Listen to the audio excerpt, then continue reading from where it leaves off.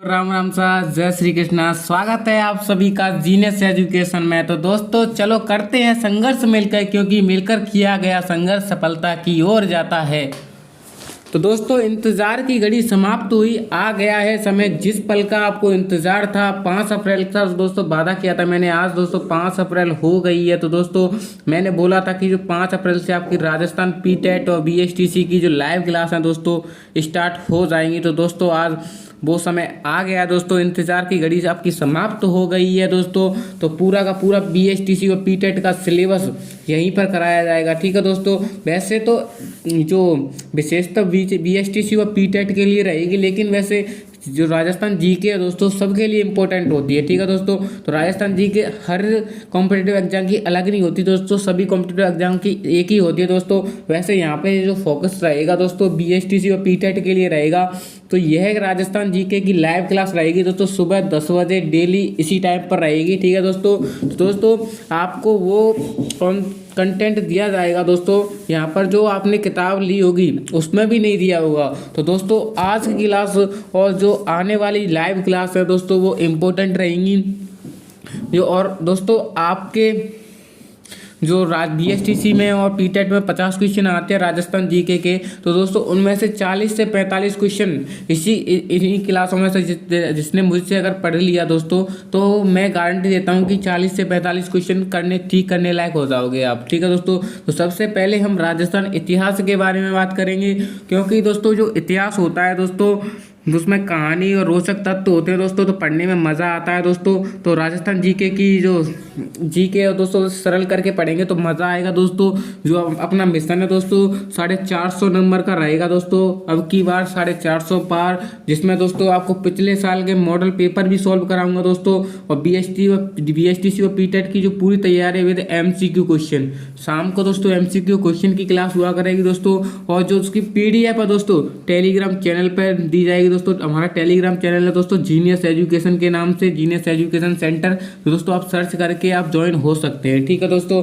तो दोस्तों और एक बात कर लेता हूं, जैसे कि अभी जो लाइव क्लास चल रही है दोस्तों इसमें से 3 से 4 क्वेश्चन ठीक होने की संभावना है, क्योंकि दोस्तों मुझे पता है कि इस क्लास जो मैं अभी जो क्लास ले रहा हूँ दोस्तों इसमें से 3 से 4 क्वेश्चन आपके बीएसटीसी और पीटेट के एग्जाम में मिलेंगे, देख लेना आप, क्योंकि दोस्तों ये वाली क्लास बहुत ज़्यादा इंपॉर्टेंट होने वाली है, ठीक है दोस्तों। तो दोस्तों अभी तक आपने शेयर नहीं किया है तो आप शेयर जरूर कर लें। और बात रही दोस्तों आपकी कमेंट की, तो दोस्तों ये थ्योरी की क्लास है, तो थ्योरी की क्लास में मैं आपके कमेंट नहीं दूंगा, क्योंकि दोस्तों मुझे मेरी एक आदत है दोस्तों, एमसीक्यू की क्लास होती है दोस्तों। तो एमसीक्यू की क्लास में मैं खुद बोलता हूँ कि आप कमेंट करें, आप अपना आंसर बताएं। तो दोस्तों इसमें आपकी कमेंट की जरूरत नहीं पड़ेगी। तो दोस्तों मैं कमेंट देखूंगा लेकिन मैं रिएक्ट नहीं करूँगा, क्योंकि दोस्तों ये थ्योरी की क्लास है। तो थ्योरी की क्लास में दोस्तों मैं शांत दिमाग से आपको समझाने की कोशिश करूँगा, और आप भी दोस्तों समझने की कोशिश करें कि मैं क्या समझाने की कोशिश कर रहा हूं दोस्तों। अगर साथ मिलकर संघर्ष किया जाए तो सफलता जरूर मिलती है। तो दोस्तों हम अब ये जो राजस्थान के इतिहास के बारे में बात करने वाले हैं। तो दोस्तों आपको राजस्थान के इतिहास को स्टार्ट करने से पहले दोस्तों मैं बता देना चाहता हूं कि जो राजस्थान का इतिहास है दोस्तों उसमें हमें कौन कौन से टॉपिक हैं जो पढ़ने हैं, ठीक है दोस्तों, और कितने क्वेश्चन आते हैं आपके जो एग्जाम होने वाला है दोस्तों बीएसटीसी पीटेट का। तो दोस्तों आपका जो फर्स्ट टॉपिक आता है दोस्तों राजस्थान का परिचय और नामकरण आता है, ठीक है दोस्तों। कौन सा आता है? राजस्थान का परिचय और नामकरण, ठीक है दोस्तों। तो इस टॉपिक से आपके जो बीएसटीसी पीटेट एग्जाम में 1 से 2 क्वेश्चन आराम से हर बार एग्जाम में यहाँ से 2 क्वेश्चन तो नॉर्मली हैं, क्योंकि दोस्तों ये राजस्थान का परिचय और नामकरण है दोस्तों इंपॉर्टेंट तो है ही, लेकिन दोस्तों राजस्थान के परिप्रेक्ष्य में तो जो एग्जाम है वो राजस्थान के परिप्रेक्ष्य में तो यहाँ से क्वेश्चन जरूर बनता है, ठीक है दोस्तों। नेक्स्ट बात कर लेता हूँ दोस्तों, नेक्स्ट टॉपिक आपका राजस्थान की सभ्यता, ठीक है दोस्तों। यहाँ से भी ये क्वेश्चन बनता है, ठीक है दोस्तों, राजस्थान की सभ्यता, ठीक है दोस्तों, यहाँ से भी ये क्वेश्चन बनता है। और क्रम वाइज ऐसे ही हमको पढ़ने पड़ेंगे जब ये हमारे समझ में आएंगे, क्योंकि दोस्तों ये टाइम के आधार पर है, ठीक है दोस्तों, कि पहले क्या हुआ उसके बाद क्या हुआ। तो दोस्तों उसके अकॉर्डिंग मैं आपको पढ़ाऊंगा, सब कुछ पढ़ाऊंगा दोस्तों, इसी चैनल के माध्यम से पढ़ाऊंगा। तो दोस्तों चैनल को सब्सक्राइब जरूर कर लें, ठीक है दोस्तों। और तीसरा टॉपिक आता है दोस्तों राजस्थान का जनपद काल, जिसमें दोस्तों जनपद काल बताऊंगा, कौन सी जाति कहाँ से आई उसके बारे में बताऊंगा। वो जो राजस्थान का मध्यकालीन इतिहास है दोस्तों, चौथा टॉपिक है दोस्तों, उसके बारे में बताऊंगा, जिसमें बताऊंगा दोस्तों कौन से राजा महाराजा कौन से काल में क्या किया दोस्तों, सब कुछ बताऊंगा इसी क्लास में। इस क्लास में नहीं, जो नेक्स्ट आगे वाली क्लास में जो जब टॉपिक पढ़ेंगे हम, जो राजस्थान मध्यकालीन इतिहास है दोस्तों, तो जब बताऊंगा। ठीक है दोस्तों, 5वां टॉपिक है दोस्तों 1857 क्रांति। दोस्तों ये मॉडर्न हिस्ट्री स्टार्ट हो जाती है यहाँ से 1857 क्रांति से दोस्तों। तो 1857 क्रांति यहाँ से भी दोस्तों एक क्वेश्चन आता है, इंपॉर्टेंट क्वेश्चन है, इंपॉर्टेंट टॉपिक है। ठीक है दोस्तों, और जो 6वां टॉपिक है दोस्तों आंदोलन, आंदोलन यहाँ से भी क्वेश्चन पुटअप होते हैं दोस्तों। और जो 7वां टॉपिक है दोस्तों प्रजामंडल, प्रजामंडल यहाँ से भी क्वेश्चन आते हैं दोस्तों। और 8वां है दोस्तों एकीकरण, एकीकरण से भी तो बहुत क्वेश्चन आते हैं। ठीक है दोस्तों, तो हर टॉपिक में से यहाँ से क्वेश्चन आते हैं दोस्तों। जो हिस्ट्री का दोस्तों आपके लिए जो मैटर है दोस्तों बहुत ज़्यादा इंपॉर्टेंट होने वाला है। ठीक है दोस्तों, तो दोस्तों ये आपका राजस्थान इतिहास का जो सिलेबस दोस्तों, इसमें से आपके जो क्वेश्चन पूछे जाते हैं। और दोस्तों मैं इसी चैनल के माध्यम से ये सब टॉपिक क्लियर कराने वाला हूँ, तो दोस्तों जुड़े रहिए हमारे चैनल के साथ। तो दोस्तों चलते हैं राजस्थान इतिहास के बारे में, जानते हैं क्या इतिहास रहा है अपने राजस्थान का। तो दोस्तों पहले तो हम ये जान लेते हैं कि जो इतिहास है वो इतिहास क्या होता है। ठीक है दोस्तों, आगे तो हम बढ़ेंगे, लेकिन जो इतिहास है उसके बारे में तो जान लें कि इतिहास होता क्या है। ठीक है दोस्तों, तो जो इतिहास है दोस्तों, इतिहास का सर्वप्रथम उल्लेख अर्थवेद में मिलता है। कहाँ मिलता है दोस्तों? अर्थवेद में मिलता है। ठीक है दोस्तों, मैं समझ रहा हूँ कि आप कॉपी पेन लेके बैठे होंगे, क्योंकि दोस्तों बेटर होगा आपके लिए कॉपी पेन लेके बैठे हैं और साथ में नोट्स बनाते जाएं, तो दोस्तों आपको जल्दी याद होंगे। ठीक है दोस्तों, क्योंकि दोस्तों आप साथ साथ में नोट करते जाएंगे तो दोस्तों आपको जल्दी याद होंगे। ठीक है दोस्तों, तो स्टार्ट करते हैं दोस्तों। इतिहास सर्वप्रथम कहाँ से लिया गया दोस्तों? अर्थवेद में इसका उल्लेख मिलता है। कहाँ पर दोस्तों? अर्थवेद में। ठीक है दोस्तों, जो इतिहास शब्द की उत्पत्ति के बारे में बात करें, जो इतिहास शब्द है वो किस किस से मिलकर बना है, तो दोस्तों इति प्लस ह प्लस आस, इति प्लस ह प्लस आस से मिलकर बना है क्या दोस्तों? इतिहास। ठीक है दोस्तों, इति प्लस है प्लस आस। ठीक है दोस्तों, तो इति का मतलब होता है दोस्तों ऐसा, ह का मतलब होता है दोस्तों निश्चित, आस का मतलब होता है दोस्तों था। तो ऐसा निश्चित रूप से घटित हुआ था, इसका शाब्दिक अर्थ क्या हो जाएगा दोस्तों इतिहास का? ऐसा निश्चित रूप से घटित हुआ था। ठीक है दोस्तों, तो आपको समझ में आ गया होगा इतिहास शब्द है उसकी जो शाब्दिक अर्थ क्या है दोस्तों? ऐसा निश्चित रूप से, जो प्राचीन मतलब जो पास्ट में दोस्तों घटित हुआ उसे अभी हम पढ़ रहे हैं, तो वो क्या है? इतिहास है। ठीक है दोस्तों, तो इतिहास को दोस्तों इंग्लिश में क्या बोलते हैं? हिस्ट्री। क्या वो दोस्तों? हिस्ट्री। तो हिस्ट्री शब्द की उत्पत्ति दोस्तों किससे हुई है? हिस्टोरिया, हिस्टोरिया शब्द से उत्पत्ति मानी जाती है। ठीक है दोस्तों, तो जो हिस्टोरिया शब्द है दोस्तों वो ग्रीक भाषा का है। किसका है दोस्तों? ग्रीक भाषा का है। ठीक है दोस्तों, जिसका अर्थ होता है दोस्तों शोध से प्राप्त ज्ञान, यानी शोध यानी रिसर्च से जो प्राप्त ज्ञान होता है दोस्तों उससे क्या बोलते हैं दोस्तों? हिस्टोरिया। हिस्टोरिया से किसकी उत्पत्ति हुई है दोस्तों? हिस्ट्री की। हिस्ट्री इतिहास को ही कहते हैं। ठीक है दोस्तों, तो हिस्ट्री शब्द का सर्वप्रथम प्रयोग हेरोडोटस ने अपनी पुस्तक हिस्टोरिका में किया था। किसने दोस्तों? हेरोडोटस थे, जो विश्व और भारत के इतिहास के जनक माने जाते हैं दोस्तों।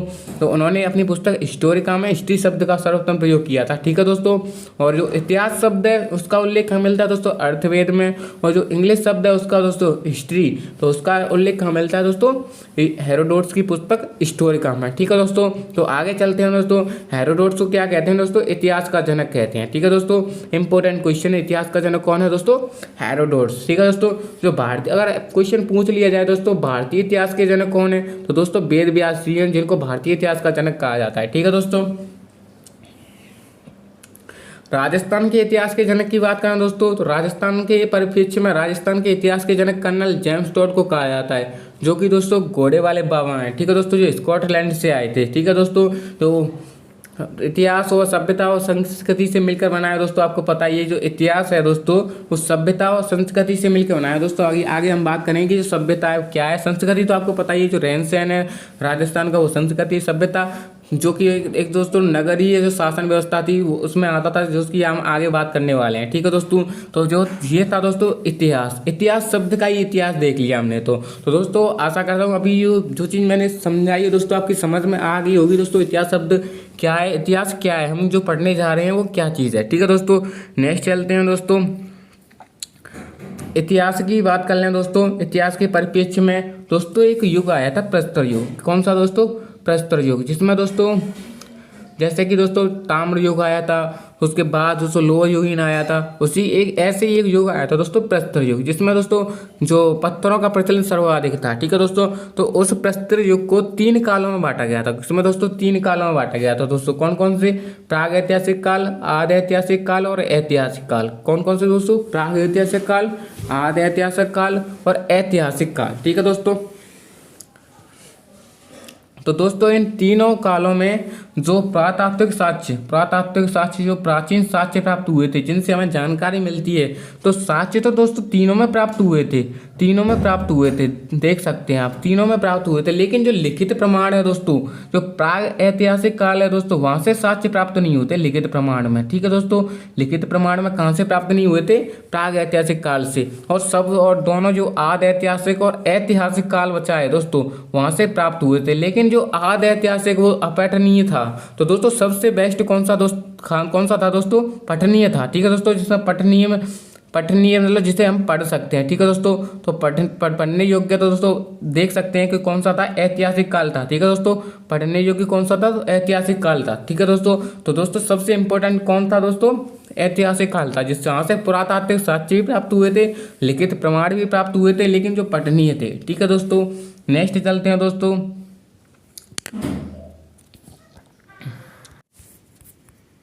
नेक्स्ट आता है दोस्तों राजस्थान के परिप्रेक्ष्य में उसका थोड़ा परिचय देख लिया जाए। ठीक है दोस्तों, तो राजस्थान का परिचय देखें तो दोस्तों राजस्थान का जो सबसे बड़ा राज्य है, राजस्थान जो भारत का सबसे बड़ा राज्य है, क्या दोस्तों? राजस्थान है वो भारत का सबसे बड़ा राज्य है। ठीक है दोस्तों, और भारत के इतिहास के जनक कौन है दोस्तों? हेरोडोटस है। कौन दोस्तों? हेरोडोटस हैं। अभी हम जो बात करके आए हिस्टोरी का, इनकी पुस्तक है। ठीक है दोस्तों, तो भारत के इतिहास के जनक कौन है? हेरोडोटस। अगर ऑप्शन में नहीं है तो वेद व्यास जी होंगे। ठीक है दोस्तों, इसकी पुस्तक कौन सी है? हिस्टोरी का। ठीक है दोस्तों, राजस्थान में इतिहास के जनक दोस्तों कर्नल जेम्स टॉड, अभी हम बात करके आए थे, जिन्हें घोड़े वाले बाबा कहा जाता है, स्कॉटलैंड से आए थे। ठीक है दोस्तों, इनकी पुस्तक थी दोस्तों इम्पोर्टेंट, सबसे इम्पोर्टेंट। इनकी पुस्तक का नाम क्या था दोस्तों? Annals and antiquities of Rajasthan. क्या दोस्तों? Annals and antiquities of Rajasthan. किसकी पुस्तक दोस्तों? कर्नल जेम्स टॉड की। ये वाला क्वेश्चन दोस्तों 2 बार BSTC में पूछा गया है दोस्तों। Annals and antiquities of Rajasthan किसकी पुस्तक है दोस्तों? कर्नल जेम्स टॉड की है, जो कि दोस्तों घोड़े वाले बाबा के नाम से प्रसिद्ध हुए, तो जो राजस्थान के इतिहास के जनक थे। ठीक है दोस्तों, तो यहाँ तक दोस्तों आपका क्लियर हो गया होगा दोस्तों। तो नेक्स्ट चलते हैं दोस्तों राजस्थान के। अब दोस्तों नामकरण के बारे में बात कर लेते हैं दोस्तों, क्योंकि दोस्तों जो हम राजस्थान का इतिहास पढ़ रहे हैं दोस्तों, तो जो राजस्थान नाम है दोस्तों वो कैसे आया दोस्तों? तो शुरुआत करते हैं दोस्तों जो बसंतगढ़ शिलालेख हैं। बसंतगढ़ शिलालेख क्या है दोस्तों? बसंतगढ़ जगह है एक दोस्तों सिरोही में, वहाँ से एक दोस्तों शिलालेख मिला है दोस्तों। शिलालेख क्या होता है? शिलालेख होता है दोस्तों पत्थर पर उत्कीर्ण कुछ लिखा हुआ, जैसे कि दोस्तों अभी तो मैं आपको बोर्ड के जरिए समझा रहा हूँ। ठीक है दोस्तों, लेकिन प्राचीन काल में क्या होता था दोस्तों? जब अपनी यादों को या फिर उत्कीर्ण करने के लिए शिलालेख का प्रयोग करते थे, यानी पत्थर पर उत्कीर्ण कर देते थे। ठीक है दोस्तों, तो उन शिलालेख पे लिखा हुआ है दोस्तों जो 682 से 625 ईस्वी का है। क्योंकि दोस्तों इसमें 2 डेट क्यों दी गई हैं? क्योंकि दोस्तों एक हिंदी ग्रंथ अकादमी की पुस्तक चलती है, उसमें 625 ईस्वी दिया है, लेकिन इसमें अगर ऑप्शन आए तो दोस्तों दोनों ऑप्शन आते हैं तो 682 ही राइट माना जाएगा। ठीक है दोस्तों, तो इसमें 682 ईस्वी माना जाएगा। ठीक है दोस्तों, बसंतगढ़ शिलालेख वो सिरोही जिले में, कहाँ पर दोस्तों? सिरोही जिले में। सिरोही जिले की बसंतगढ़ नामक जगह पर स्थित है। यहाँ पर दोस्तों फीमेल माता और फीमेल माता का मंदिर है। क्या दोस्तों? फीमेल माता के मंदिर बसंतगढ़ स्तर पर सिरोही जिले में क्या है दोस्तों? बसंतगढ़ शिलालेख है। ठीक है दोस्तों, यह शिलालेख चावड़ा वंश के राजा बर्मलात के द्वारा उत्कीर्ण किया गया था दोस्तों। किसके द्वारा दोस्तों? चावड़ा वंश के राजा बर्मलात के द्वारा उत्कीर्ण करवाया गया था। ठीक है दोस्तों, इस शिलालेख में ही राजस्थान की पहली बार राजस्थानी द्वितीय शब्द का प्रयोग किया गया था दोस्तों। तो दोस्तों मैंने बोला था ना कि जो राजस्थान शब्द है वो उसका जो नामकरण है दोस्तों, जो राजस्थान शब्द है वो कहाँ से आया दोस्तों, तो उसके बारे में हम बात कर रहे हैं। लेकिन दोस्तों बात करते करते देख सकते हैं कि आपका नाम कहाँ पर आ गए हैं, राजस्थानी द्वितीय शब्द। तो दोस्तों एक बार क्वेश्चन आया था BSTC में कि राजस्थानी द्वितीय शब्द का प्रयोग कौन से शिलालेख में किया गया है? तो दोस्तों उसका राइट आंसर बसंतगढ़ शिलालेख था। ठीक है दोस्तों, तो ऐसे क्वेश्चन पूछे जाते हैं कि सर्वप्रथम जो दोस्तों आप देख सकते हैं जो राजस्थान है, ठीक है दोस्तों, राजस्थान शब्द पहली बार प्रयोग कहाँ पर किया गया है दोस्तों? बसंतगढ़ शिलालेख में। कब कर लिया दोस्तों? 682 ईसा पूर्व में। तो कब दोस्तों? राजस्थानी, और किस रूप में किया था दोस्तों? राजस्थानी द्वितीय में। किस रूप में दोस्तों? राजस्थानी द्वितीय के नाम से। ठीक है दोस्तों, तो दोस्तों आपको समझ में आ गया होगा कि बसंतगढ़ शिलालेख में राजस्थान शब्द के लिए सर्वप्रथम उल्लेख किया गया था। वहाँ पर भी क्या उल्लेख था दोस्तों, राजस्थानी द्वितीय। तो राजस्थानी द्वितीय में राजस्थान शब्द आ रहा है ना दोस्तों, इसलिए राजस्थान शब्द सर्वप्रथम कहाँ मिलता है दोस्तों, बसंतगढ़ शिलालेख में मिलता है। ठीक है दोस्तों, नेक्स्ट चलते हैं दोस्तों, नामकरण के बारे में जानते हैं। तो दोस्तों दूसरा शब्द आता है मरुकांतार, क्योंकि दोस्तों राजस्थान शब्द के लिए, राजस्थान जो अभी जो स्टेट है दोस्तों हम रह रहे हैं, उसके लिए दूसरा शब्द दोस्तों प्रयोग किया गया था मरुकांतार। क्या दोस्तों, मरुकांतार शब्द यूज किया गया था। ठीक है दोस्तों, तो मरुकांतार शब्द किसने यूज किया था दोस्तों, उसके बारे में बात करें तो दोस्तों रामायण जो लिखी थी दोस्तों महर्षि वाल्मीकि जी के द्वारा लिखी गई थी। किसके द्वारा दोस्तों, महर्षि वाल्मीकि के द्वारा लिखी गई थी। ठीक है दोस्तों, तो उन्होंने रामायण में क्या शब्द प्रयोग किया था दोस्तों, मरुकांतार शब्द का प्रयोग किया था दोस्तों। राजस्थान के लिए क्या शब्द यूज किया था दोस्तों, मरुकांतार शब्द यूज किया था। ठीक है दोस्तों, तो आपको समझ में आ गया होगा दोस्तों राजस्थानी द्वितीय के कहाँ पर मिला था दोस्तों, बसंतगढ़ शिलालेख में। और मरुकांतार महर्षि वाल्मीकि ने रामायण में मरुकांतार शब्द का प्रयोग किया था। ठीक है दोस्तों, इतना समझ में आ गया होगा दोस्तों। नेक्स्ट चलते हैं दोस्तों, राजपूताना। क्या दोस्तों, राजपूताना शब्द जो दोस्तों राजस्थान के लिए राजपूताना शब्द का प्रयोग किया गया था दोस्तों, तो वो किसके द्वारा दिया गया था, तो दोस्तों उसके लिए आपको याद रखना है जॉर्ज थॉमस। क्या दोस्तों, जॉर्ज थॉमस। राजपूताना शब्द किसके लिए दोस्तों, जॉर्ज थॉमस। ठीक है दोस्तों, सबसे इंपॉर्टेंट है। ठीक है दोस्तों, 3 बार क्वेश्चन पूछा जा चुका है दोस्तों BSTC में। तो राजपूताना शब्द दोस्तों जॉर्ज थॉमस के द्वारा प्रयोग किया गया था। तो दोस्तों जॉर्ज थॉमस के बारे में थोड़ा जब बात कर लें दोस्तों, तो जॉर्ज थॉमस सन 1800 में राजस्थान को राजपूताना कहा गया था। क्या दोस्तों, राजपूताना क्या कहा गया था दोस्तों, कब दोस्तों, 1800 में। ठीक है दोस्तों, तो सर्वप्रथम राजपूताना शब्द का प्रयोग करने वाले जो अंग्रेज अधिकारी थे दोस्तों कौन थे, जॉर्ज थॉमस थे। ठीक है दोस्तों, बात कर चुके हैं। तो दोस्तों आपसे सिंपल क्वेश्चन पूछा जाएगा कि राजपूताना शब्द का सर्वप्रथम प्रयोग किसके द्वारा किया गया, तो दोस्तों वो जॉर्ज थॉमस के द्वारा किया गया था। ठीक है दोस्तों, जो जॉर्ज थॉमस की मृत्यु हुई दोस्तों राजस्थान में हुई थी, बीकानेर में। ठीक है दोस्तों, सिंपली याद रख लेना। ठीक है दोस्तों, तो दोस्तों समझ में आ गया होगा दोस्तों। नेक्स्ट चलते हैं। नेक्स्ट शब्द आता है दोस्तों विलियम फ्रैंकलिन। विलियम फ्रैंकलिन कौन थे दोस्तों, जो जॉर्ज थॉमस थे ना उनके मित्र थे दोस्तों विलियम फ्रैंकलिन। तो विलियम फ्रैंकलिन को क्यों पढ़ रहे हैं दोस्तों, तो उसके बारे में बता दूं। जो राजपूताना शब्द है दोस्तों जॉर्ज थॉमस ने दिया, इसका साक्ष्य कहाँ से प्राप्त हुआ है दोस्तों, तो उनके एक मित्र थे दोस्तों विलियम फ्रैंकलिन। विलियम फ्रैंकलिन ने एक पुस्तक लिखी दोस्तों, a military memories of George Thomas. ठीक है दोस्तों, a military memories of George Thomas एक पुस्तक लिखी थी उन्होंने, जो कि दोस्तों किसके मित्र थे, जॉर्ज थॉमस के मित्र थे, लंदन के निवासी थे। कहाँ के दोस्तों, लंदन के निवासी थे। ठीक है दोस्तों, इस पुस्तक में क्या बताया गया दोस्तों, इस पुस्तक में विलियम फ्रैंकलिन ने यह बताया कि राजस्थान के सर्वप्रथम राजपूताना कहे जाने वाले विद्वान जॉर्ज थॉमस ही थे। तो दोस्तों आपको विलियम फ्रैंकलिन भी समझ में आ गया होगा कि विलियम फ्रैंकलिन को हम क्यों पढ़ते हैं। ठीक है दोस्तों, तो नेक्स्ट चलते हैं दोस्तों, कर्नल जेम्स टॉड, जिसके हम अभी बात करके आए थे दोस्तों घोड़े वाले बाबा के रूप में। तो ठीक है दोस्तों, इनके बारे में बात करने में कर्नल जेम्स टॉड को हम क्यों पढ़ रहे हैं नामकरण में। ठीक है दोस्तों, तो सबसे इंपॉर्टेंट रहने वाले हैं दोस्तों कर्नल जेम्स टॉड ही रहने वाले हैं। क्या दोस्तों, कर्नल जेम्स टॉड ही रहने वाले हैं। ठीक है दोस्तों, क्यों इसको क्यों पढ़ रहे हैं दोस्तों, उनके बारे में बात करेंगे दोस्तों। कर्नल जेम्स टॉड जी वो कहाँ के निवासी थे दोस्तों, स्कॉटलैंड के निवासी थे। ठीक है दोस्तों, सन 1817 में सर्वप्रथम राजस्थान आए। कहाँ दोस्तों, सर्वप्रथम राजस्थान कब आए थे दोस्तों, 1817 में आए थे। ठीक है दोस्तों, सन 1822 में कर्नल जेम्स टॉड ने मारवाड़ रियासत को पॉलिटिकल एजेंट बनाकर भेजा गया था दोस्तों।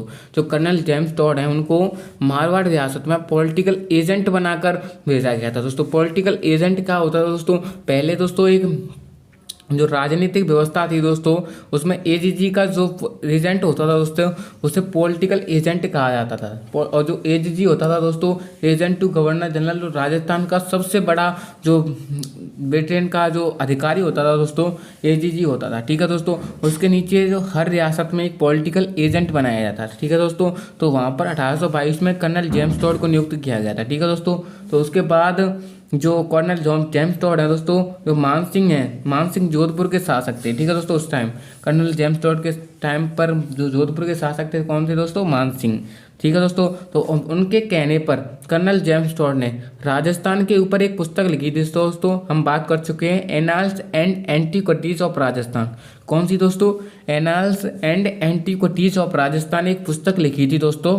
किसके ऊपर, राजस्थान के ऊपर। किसके कहने पर, मान सिंह के कहने पर। किसने लिखी दोस्तों, कर्नल जेम्स टॉड ने। ठीक है दोस्तों, तो जो अब ये जो पुस्तक लिखी है दोस्तों उसके बारे में बात करें तो दोस्तों जो annals and antiquities of Rajasthan जो पुस्तक थी दोस्तों, तो उसमें क्या उल्लेख मिलता है, तो दोस्तों सबसे इंपॉर्टेंट है। ठीक है दोस्तों, इस पुस्तक में हुआ क्या था दोस्तों, यह पुस्तक कब लिखी गई थी दोस्तों, कर्नल जेम्स द्वारा 1829 में। कहाँ पर दोस्तों, लंदन में प्रकाशित करी गई थी 1829 में।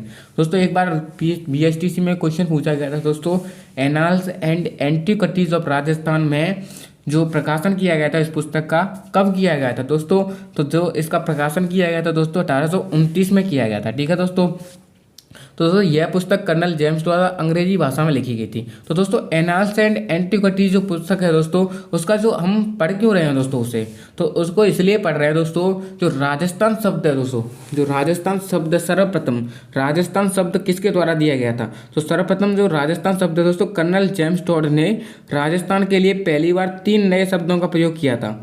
इस पुस्तक में क्या दिया गया दोस्तों, जो कर्नल जेम्स टॉड थे जो स्कॉटलैंड के निवासी थे दोस्तों, तो उन्होंने राजस्थान के लिए पहली बार 3 नए शब्दों का प्रयोग किया था। तो दोस्तों वो 3 शब्द कौन कौन से थे, तो दोस्तों देख सकते हैं आपका फर्स्ट शब्द था दोस्तों रायथान। क्या दोस्तों, रायथान। रायथान का अर्थ होता है दोस्तों शासकों का निवास स्थल। क्या दोस्तों, शासकों का निवास स्थल। ठीक है दोस्तों, तो राजस्थान जो शब्द यूज किया था किसने किया था दोस्तों, कर्नल जेम्स टॉड ने। ठीक है दोस्तों, राजस्थान के बाद दोस्तों रजवाड़ा, रजवाड़ा क्या शब्द दोस्तों, रजवाड़ा शब्द यूज किया गया, जिसमें राज्य रजवाड़ों या राजपूतों के कारण कहा गया। जो राजस्थान में दोस्तों राज्य थे, रजवाड़ों को राजपूतों के कारण क्या कहा गया दोस्तों, रजवाड़ा कहा गया। ठीक है दोस्तों, राज्य को रजवाड़ों क्यों क्यों क्यों कहा गया दोस्तों, राजपूतों के लिए कहा गया। ठीक है दोस्तों, राजपूत निवास करते थे उसकी वजह से रजवाड़ा नाम पड़ गया। ठीक है दोस्तों, तीसरा सबसे बड़ा नाम राजस्थान, हमारा प्यारा राजस्थान। तो दोस्तों जो राजस्थान शब्द है आ गया ना, राजस्थान शब्द किसने दिया, तो दोस्तों भौगोलिक क्षेत्र के लिए राजस्थान शब्द किसने कहा था दोस्तों, कर्नल जेम्स टॉड ने कहा था। सर्वप्रथम राजस्थान शब्द का सर्वप्रथम उल्लेख किसने किया दोस्तों, कर्नल जेम्स टॉड ने। वैसे अगर पूछा जाए कि राजस्थान का सर्वप्रथम उल्लेख किसने किया था, किस में मिलता है, तो दोस्तों वो बसंतगढ़ शिलालेख राजस्थानी द्वितीय में बता चुका हूँ। लेकिन दोस्तों राजस्थान के लिए राजस्थान शब्द किसने यूज किया, तो दोस्तों कर्नल जेम्स टॉड ने किया था। और राजपूताना शब्द किसने यूज किया दोस्तों, जॉर्ज थॉमस ने किया था। तो दोस्तों ऐसे आपको सब कुछ याद रखना है, क्योंकि दोस्तों यहाँ से 2-3 क्वेश्चन पुटअप होते हैं, हर बार आते हैं यहाँ से क्वेश्चन। क्योंकि दोस्तों ये वाला टॉपिक बहुत ज़्यादा इंपॉर्टेंट है, और मैंने बता दिया है कि इस जो क्लास में ले रहा हूँ दोस्तों, इस क्लास से 3 से 4 क्वेश्चन आराम से यहाँ से आएंगे। ठीक है दोस्तों, तो आपको ऐसे ही मुझे याद है ना, वैसे ही आपको याद रखने हैं। ठीक है दोस्तों, आप याद हो जाएंगे। ठीक है दोस्तों, नोट करते जाना, आपको याद हो जाएंगे। ठीक है दोस्तों, अब नेक्स्ट बात कर लेते हैं दोस्तों। आगे आता है दोस्तों एक, अब जहाँ तक दोस्तों नामकरण तो कंप्लीट हो ही गया दोस्तों, तो दोस्तों एक नेक्स्ट टॉपिक आता है दोस्तों अपना सभ्यता।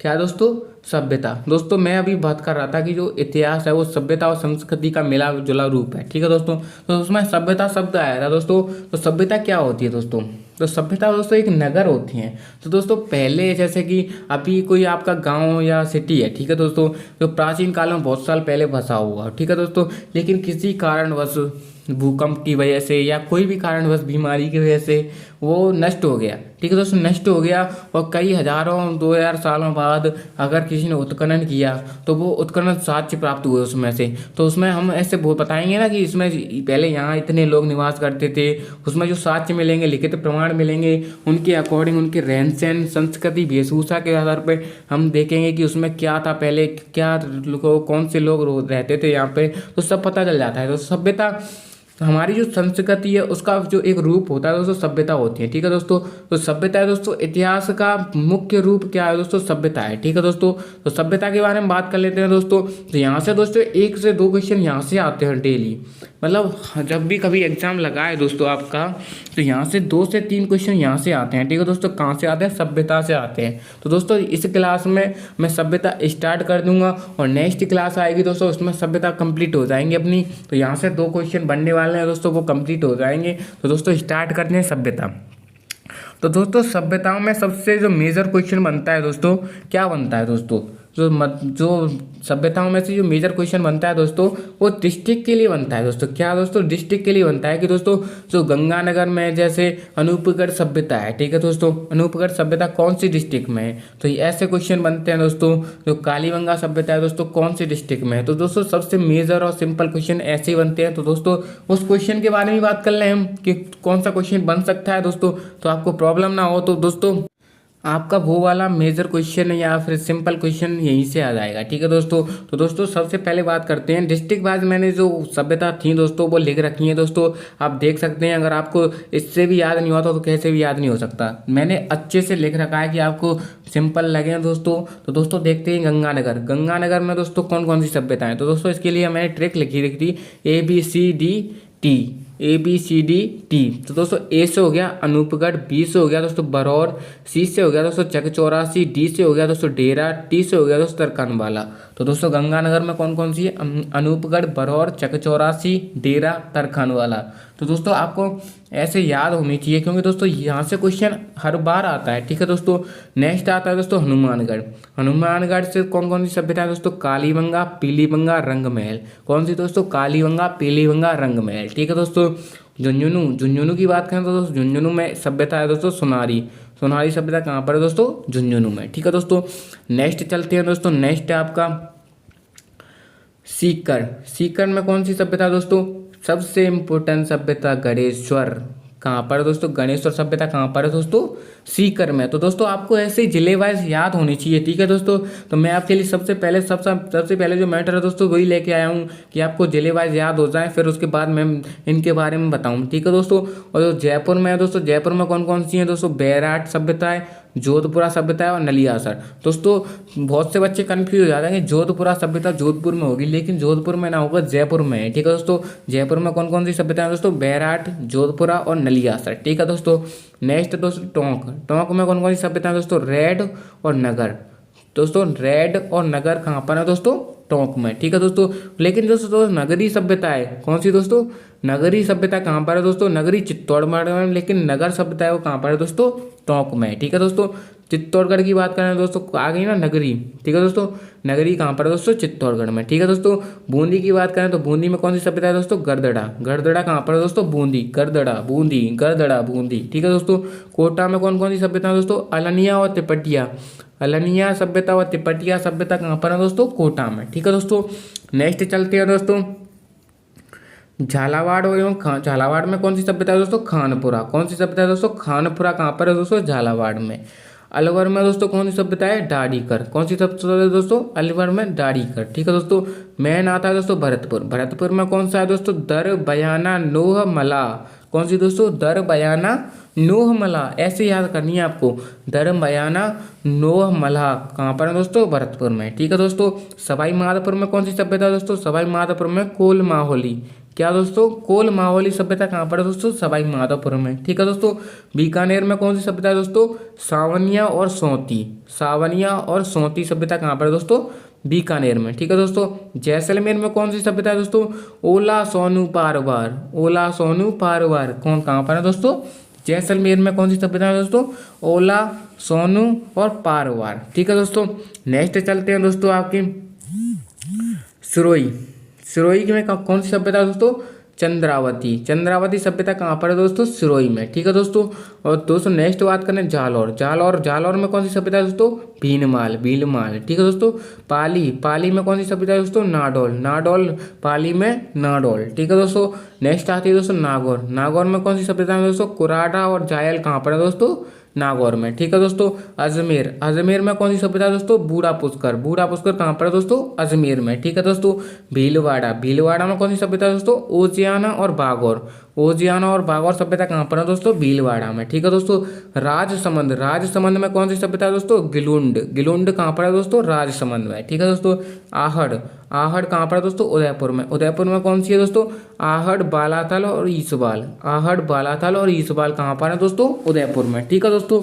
दोस्तों मैं आशा करता हूँ कि आपको ये यहाँ तक जो मैंने जो पढ़ाया जो समझाया दोस्तों आपको याद हो गया होगा।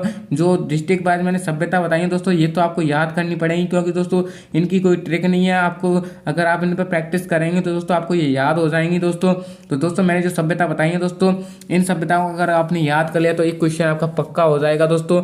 नेक्स्ट अब दोस्तों बात कर लेते हैं इनकी जो स्पेशली सभ्यताओं के बारे में क्या क्या दिया गया है। ठीक है दोस्तों, तो अब सबसे पहले दोस्तों आपको पता है कि कौन सी सभ्यता आती है दोस्तों, कालीबंगा सभ्यता आती है। ठीक है दोस्तों, कौन सी सभ्यता आती है दोस्तों, कालीबंगा सभ्यता। ठीक है दोस्तों, तो कमेंट में बताइए दोस्तों कालीबंगा सभ्यता कहाँ पर स्थित है दोस्तों।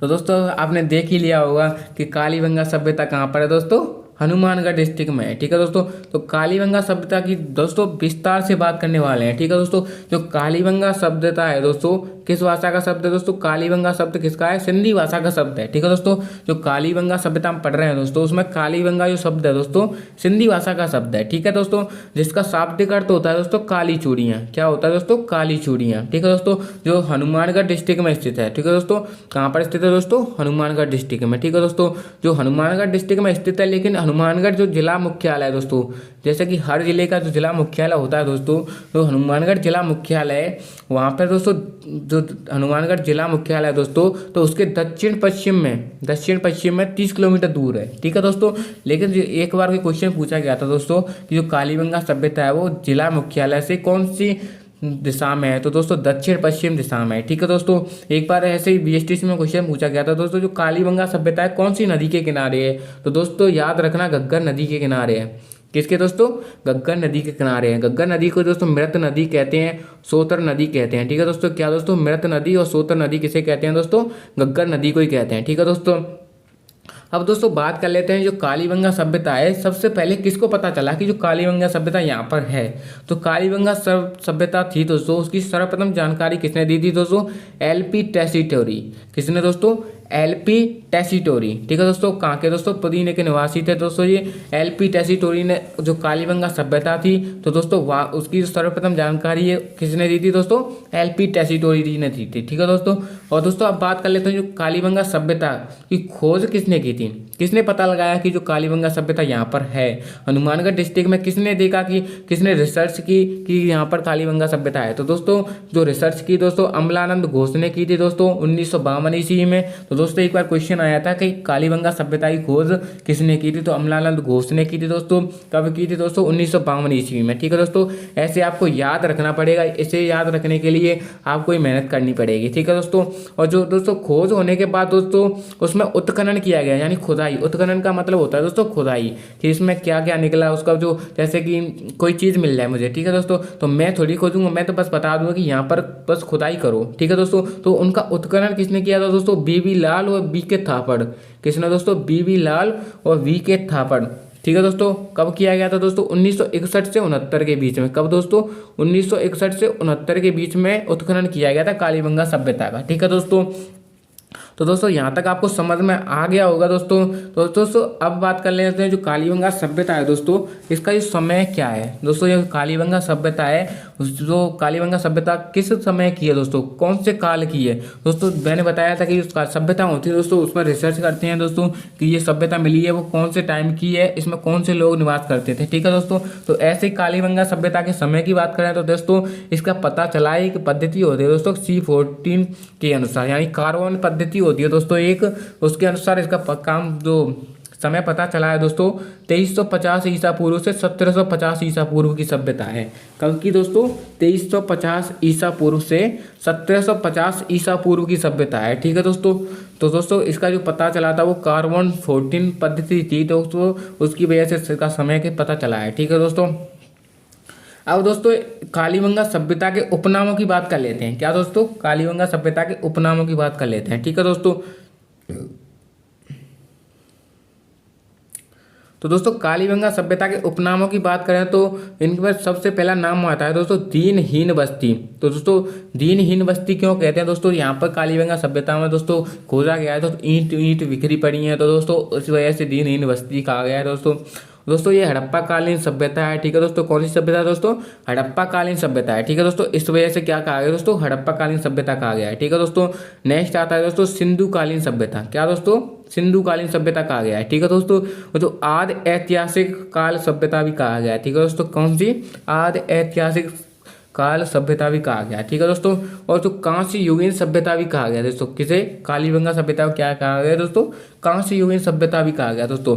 इसी को दोस्तों नगरीय सभ्यता भी कहा गया है। क्या दोस्तों? नगरीय सभ्यता भी कहा गया है। ठीक है दोस्तों, तो ये थे कालीबंगा के उपनाम दोस्तों, आपको याद रखने पड़ेंगे। ठीक है दोस्तों, तो दोस्तों मैं आशा करता हूँ कि आपको अच्छे से समझ में आ रहा होगा दोस्तों। अगर आप ध्यान से सुनेंगे ना तो आपको अच्छे से समझ में आ ही जाएगा। ठीक है दोस्तों, नेक्स्ट चलते हैं दोस्तों। अब दोस्तों बात कर लेते हैं जो उत्खनन किया गया था कालीबंगा सभ्यता का। एक बार क्वेश्चन पूछा गया था दोस्तों कि जो कालीबंगा सभ्यता है उसका कितने स्तर पर उत्खनन किया गया था। तो दोस्तों जो कालीबंगा सभ्यता का उत्खनन है दोस्तों 5 स्तरों पर 3 कालों में किया गया था। ठीक है दोस्तों, कितने स्तर पर दोस्तों? 5 स्तरों पर। ठीक है दोस्तों, जो 3 काल कौन कौन से थे दोस्तों? प्राक हड़प्पा कालीन, हड़प्पा कालीन और उत्तर हड़प्पा कालीन। जो एक हड़प्पा सभ्यता है दोस्तों उसके 3 काल थे। पूर्व हड़प्पा, प्राक हड़प्पा उसे ही बोलते हैं दोस्तों। एक बीच में का आता है दोस्तों हड़प्पा कालीन, और एक तीसरा आता है दोस्तों उत्तर हड़प्पा कालीन। ठीक है दोस्तों, तो पहला और द्वितीय स्तर तो दोस्तों प्राक हड़प्पा कालीन में आ गया था। पहला और द्वितीय स्तर दोस्तों प्राक हड़प्पा कालीन में, लेकिन तीसरा, चौथा और पंचम चरण, तीसरा, चौथा और पंचम स्तर कौन से में आ गया था दोस्तों?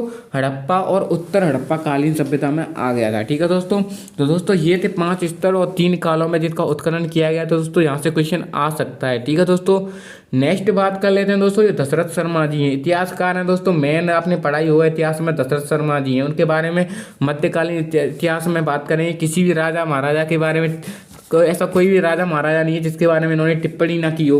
तो दोस्तों दशरथ शर्मा जो इम्पोर्टेंट इतिहासकार हैं दोस्तों, तो उन्होंने कालीबंगा को तीसरी राजधानी बताया है। क्या दोस्तों? तीसरी राजधानी बताया है। क्या दोस्तों?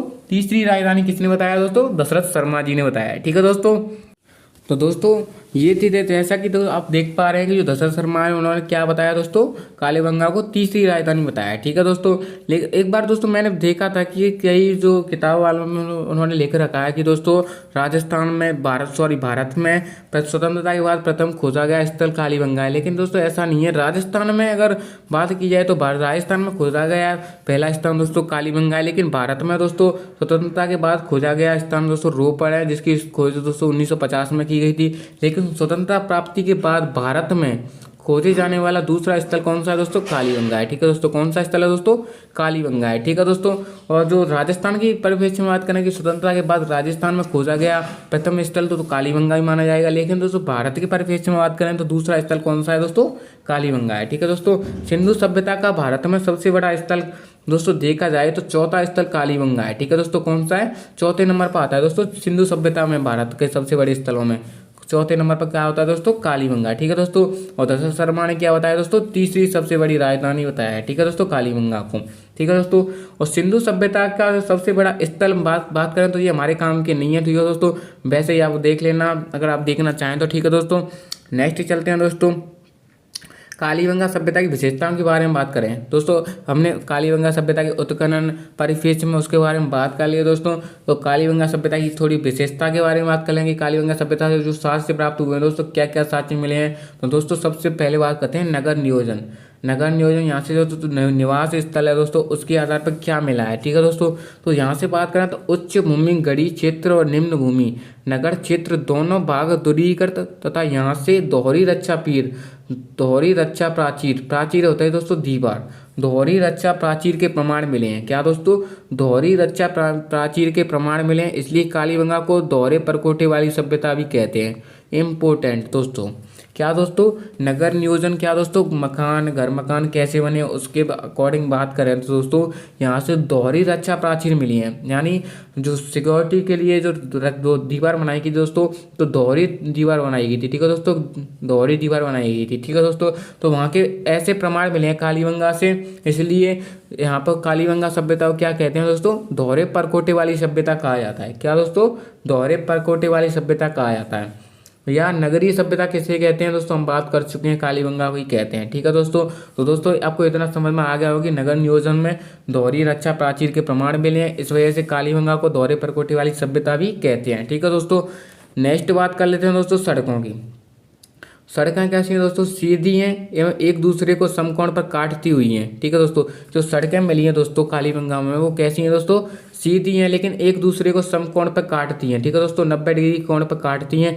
इस वजह से इस सभ्यता को क्या कहते हैं दोस्तों, जो सड़कों के अनुसार जो काटी गई हैं तो इन सड़कों को क्या कहते हैं दोस्तों, ग्रिड, जाल व ऑक्सफोर्ड चेस बोर्ड पद्धति, यानी ग्रिड या फिर जाल या ऑक्सफोर्ड या चेस पद्धति कहते हैं दोस्तों इन्हें। जैसे कि दोस्तों ये सड़कें हैं, ठीक है दोस्तों, ये सड़कें हैं तो दोस्तों इस पद्धति को क्या कहते हैं दोस्तों, चेस बोर्ड, ऑक्सफोर्ड और ग्रिड, जाल पद्धति कहते हैं। ठीक है दोस्तों, नेक्स्ट बात कर लेते हैं दोस्तों। इतना समझ में आ गया होगा दोस्तों आपके ईंटों का प्रयोग। दोस्तों ईंटों का कालीबंगा सभ्यता में दोस्तों मकान बनाने के लिए ईंटों का जो प्रयोग किया गया दोस्तों, तो ईंटों के बारे में बात करें तो दोस्तों जो धूप में सुखाई गई ईंटों का प्रयोग, इसलिए कालीबंगा को दीनहीन बस्ती कहते हैं। जो दीनहीन बस्ती मैंने बताया था दोस्तों, ईंट बिखरी पड़ी हैं दोस्तों, क्यों पड़ी हैं दोस्तों, धूप में सुखाई गई ईंटों का प्रयोग मकान में किया गया है। ठीक है दोस्तों, पक्की ईंटों का प्रयोग है दोस्तों, कच्ची ईंटों का नहीं है। ठीक है दोस्तों, मकानों में फर्श में अलंकृत ईंटों का प्रयोग किया गया दोस्तों,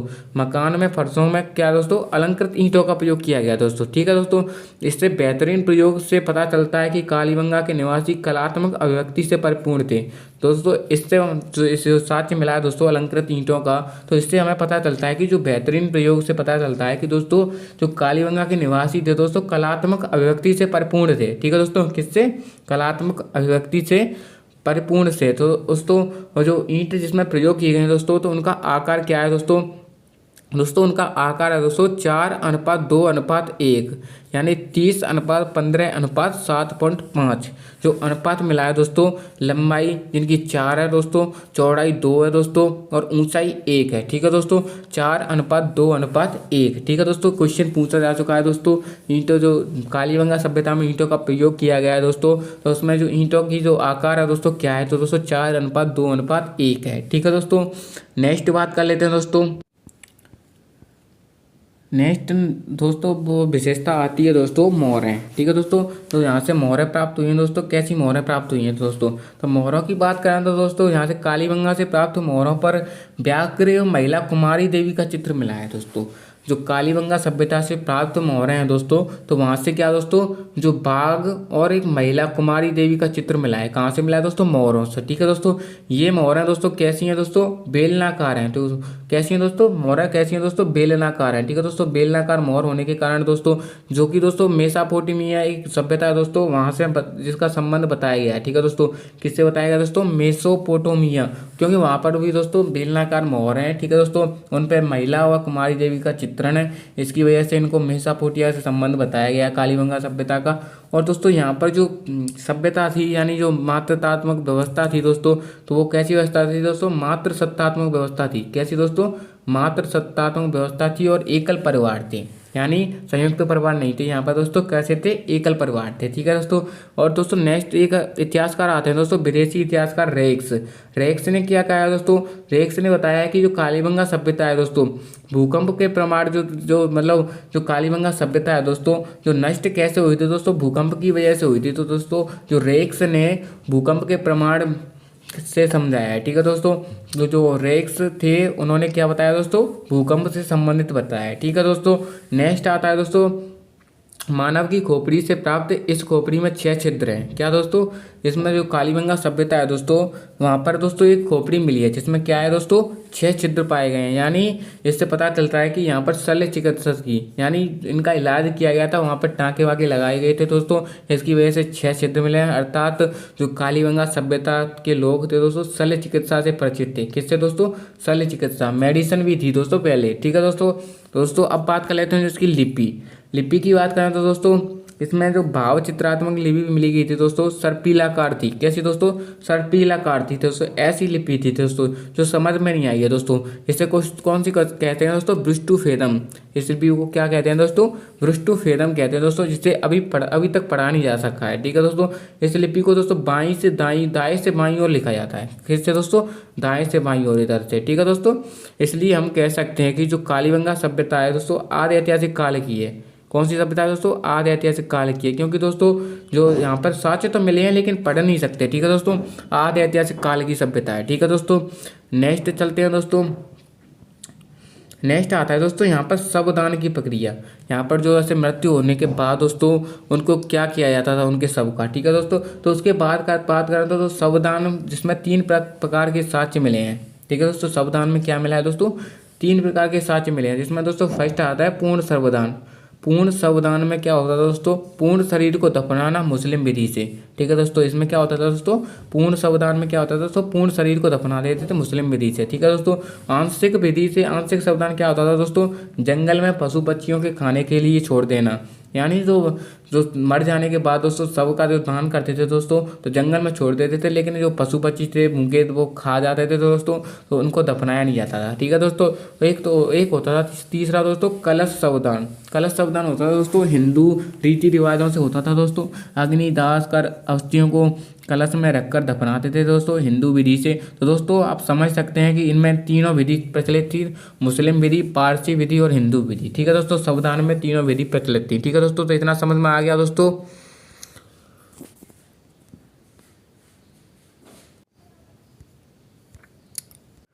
नेक्स्ट साक्ष्य आता है दोस्तों कब्रें। कब्र मिली है दोस्तों 3 प्रकार की कब्र मिली है कालीबंगा से दोस्तों। फर्स्ट कब्र मिली है अंडाकार कब्र। कौन सी दोस्तों, अंडाकार कब्र, जिसे चिरायु कब्र भी कहा जाता है, ठीक है दोस्तों।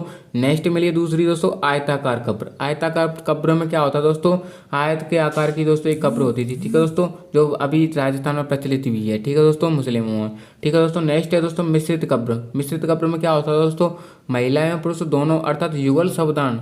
युगल शवदान में जो साक्ष्य मिले दोस्तों मिश्रित कब्र क्या कहा गया है दोस्तों, उसमें महिला एवं पुरुषों को दोनों साथ में दफनाया गया था, ठीक है दोस्तों। तो 3 प्रकार की कब्रें मिली हैं, ठीक है दोस्तों। नेक्स्ट चलते हैं दोस्तों, ऊँट की अस्थियां भी मिली हैं। क्या दोस्तों, यहाँ पर क्या मिला गया दोस्तों, ऊँट की अस्थियां भी मिली हैं, ठीक है दोस्तों। और यहाँ पर दोस्तों सूती कपड़े में लिपटा हुआ उस्तरा भी मिला है। क्या दोस्तों, सूती कपड़े में लिपटा हुआ उस्तरा भी मिला है, ठीक है दोस्तों। कहाँ से मिला है दोस्तों, कालीबंगा सभ्यता से, ठीक है दोस्तों। नेक्स्ट आता है दोस्तों 1985-86 में कालीबंगा संग्रहालय की स्थापना की गई थी। कालीबंगा संग्रहालय की स्थापना क्यों की गई दोस्तों, यहाँ से जो कालीबंगा सभ्यता से जो साक्ष्य मिले हैं दोस्तों, तो 1985-86 में भारत सरकार द्वारा यहाँ पर कालीबंगा सभ्यता कालीबंगा संग्रहालय की स्थापना की गई, क्योंकि दोस्तों जो यहाँ से साक्ष्य मिले हैं दोस्तों उनको रखने के लिए एक संग्रहालय की स्थापना की गई दोस्तों। कब की गई दोस्तों, 1985-86 में। कहाँ पर दोस्तों, हनुमानगढ़ में, ठीक है दोस्तों। अब बात कर लेते हैं दोस्तों कालीबंगा सभ्यता है वो उसका जो पतन है वो कैसे हुआ था दोस्तों। तो कालीबंगा सभ्यता के पतन के बारे में निम्न मत दिए गए हैं दोस्तों। तो आप देख सकते हैं कि कालीबंगा सभ्यता के पतन में भिन्न भिन्न मत हैं। संक्रामक रोग के कारण मानते हैं दोस्तों, कौन मानते हैं दोस्तों, जैसे कि जो कालीबंगा सभ्यता है वो रोग के कारण मिटी थी दोस्तों, नष्ट हो गई थी दोस्तों। कौन मानते हैं, KUR कैनेडी के अनुसार जो कालीबंगा सभ्यता है दोस्तों उसका जो पतन हुआ था दोस्तों किसकी वजह से हुआ था, संक्रामक रोग से। जो KUR कैनेडी हैं दोस्तों क्या मानते हैं, संक्रामक रोग मानते हैं, ठीक है दोस्तों, इसका कारण, ठीक है दोस्तों। और जो जलवायु परिवर्तन से मानते हैं दोस्तों अमरानंद घोष जी हैं, जिन्होंने सभ्यता की खोज की दोस्तों। तो वो क्या मानते हैं दोस्तों, इस सभ्यता का पतन क्या मानते हैं दोस्तों, जलवायु परिवर्तन इस सभ्यता का पतन मानते हैं, ठीक है दोस्तों। और घग्गर नदी का सूखना क्या कौन मानता है दोस्तों, DP अग्रवाल जी हैं, वो क्या मानते हैं दोस्तों, घग्गर नदी सूख गई थी, इसकी वजह से पानी की कमी आई, तो उसकी वजह से कालीबंगा सभ्यता का पतन हुआ था। नदियों द्वारा मार्ग परिवर्तन कौन मानते हैं दोस्तों, डेल्स क्या मानते हैं दोस्तों, कि नदियों ने अपना मार्ग परिवर्तन कर लिया, उस वजह से बह गए, उसकी वजह से जो सभ्यता आई है दोस्तों उसकी वजह से परिवर्तन हुए हैं, ठीक है दोस्तों। तो दोस्तों ये थी आपकी कालीबंगा सभ्यता जो मैंने आपको पढ़ाई है दोस्तों।